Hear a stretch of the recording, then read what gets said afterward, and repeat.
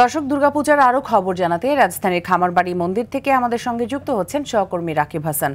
রাকিব, মহানবমীর সন্ধ্যায় পূজার আনুষ্ঠানিকতা সম্পর্কে জানাবেন।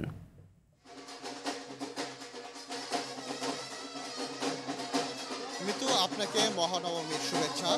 দুর্গাপূজার নবম দিনে আজ কিন্তু ভক্তদের মনে বিরাজ করছে মহা আনন্দ এবং এখানে কিন্তু উচ্ছ্বাসিত ভক্তকুল এবং তারা এখানে এসেছেন এবং তারা আসলে এখানে যে ঢাকের যে বাদ্য এবং শঙ্খের ধ্বনি এবং আরতির যে সুরে কিন্তু মুখর প্রতিটি পূজা মণ্ডপ। আর 10:30টার দিকে হয় যজ্ঞ, পরে পুষ্প অর্পণ, পরে হয় চণ্ডীপাঠ, সন্ধ্যা আরতি হয় এবং এর আগে অষ্টমী ও নবমীর সন্ধিক্ষণে 108 প্রদীপ আর 108 পদ্ম নিবেদন দেবীকে আহ্বান জানানো হয়। পুরাণে বলা হয়েছে শিবের প্রেম আর আশীর্বাদের দিন এদিন দেবী পান অতুলনীয় শক্তি।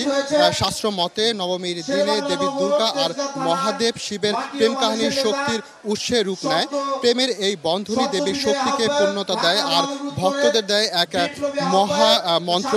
প্রেম থেকেই জন্ম হয় শক্তির, শক্তি দিয়েই জন্ম হয় সত্যের। তবে ভক্তদের মধ্যে আনন্দের সঙ্গে জড়িয়ে আছে আবেগও। নবমীর পরেই চলে আসছে মহাদশমী, দেবীর বিদায়ক্ষণ। তাই আনন্দ আর বেদনার মিশ্রণে আজকের দিনটি হয়ে উঠেছে বিশেষ তাৎপর্যমণ্ডিত।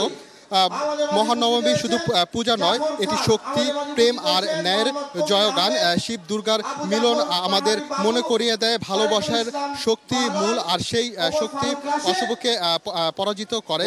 নবমীর আলো, ঢাকের ধ্বনি আর দেবীর আশীর্বাদ আমাদের ভবিষ্যতের পথ দেখাক শান্তি, সম্প্রীতি আর মানবতার। দেবী এবার দোলায় করে কৈলাসে যাবেন। তিনি এসেছিলেন গজে চড়ে।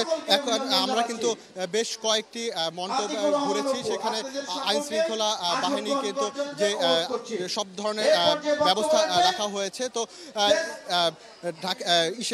খামারবাড়ি মন্দির থেকে এই ছিল আমার কাছে সর্বশেষ তথ্য। মিতু, অসংখ্য ধন্যবাদ আপনাকে আমাদের সাথে যুক্ত হবার জন্য।